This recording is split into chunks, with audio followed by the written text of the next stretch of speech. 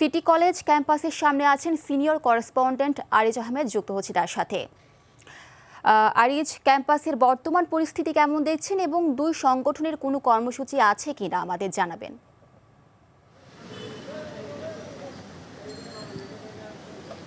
হ্যাঁ মিলি, চট্টগ্রাম সরকারি city college এলাকায় পরিস্থিতি থমথমে বলা যায়। এখানে আইন শৃঙ্খলা রক্ষাকারী বাহিনীর সদস্যদের মোতায়েন করা হয়েছে এবং তারা চতুর্দিকে আছে। তবে সিটি কলেজ কর্তৃপক্ষ আজও পরীক্ষা এবং তাদের ক্লাস স্থগিত করেছে এবং সেই কারণে শিক্ষার্থীদের উপস্থিতি কম। তবে জাতীয় বিশ্ববিদ্যালয়ের অধীনে যেসব ক্লাস পরীক্ষা আছে এবং এগুলো নিয়মিত হচ্ছে।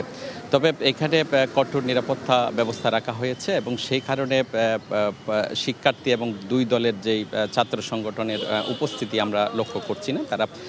তবে আইন শৃঙ্খলা পরিস্থিতি রক্ষাকারী বাহিনীর সদস্যরা বলছেন তারা যে কোনো ভাবে তাদের আইন শৃঙ্খলা রক্ষা করা এবং শান্তি শৃঙ্খলা রক্ষার জন্য তারা কাজ করছেন।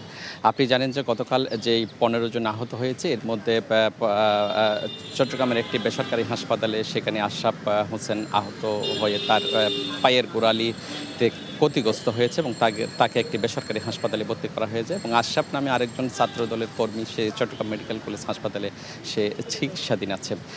আপনি জানেন যে চট্টগ্রাম সরকারি সিটি কলেজ প্রায় কয়েক দশক ধরে এখানে নিষিদ্ধ ঘোষিত ছাত্রলীগের নিয়ন্ত্রণে ছিল। গত 5 আগস্ট সরকার আওয়ামী লীগ সরকারের পতনের পর এখানে বিভিন্ন সংগঠন তাদের প্রচারণা শুরু করে। এর মধ্যে কয়েক দফা ছাত্রদল এবং শিবিরের মধ্যে সংঘর্ষ হয়েছে এবং গতকাল যে সংঘর্ষ হয়েছে সেখানে প্রায় 15 জন শিক্ষার্থী আহত হয়েছে।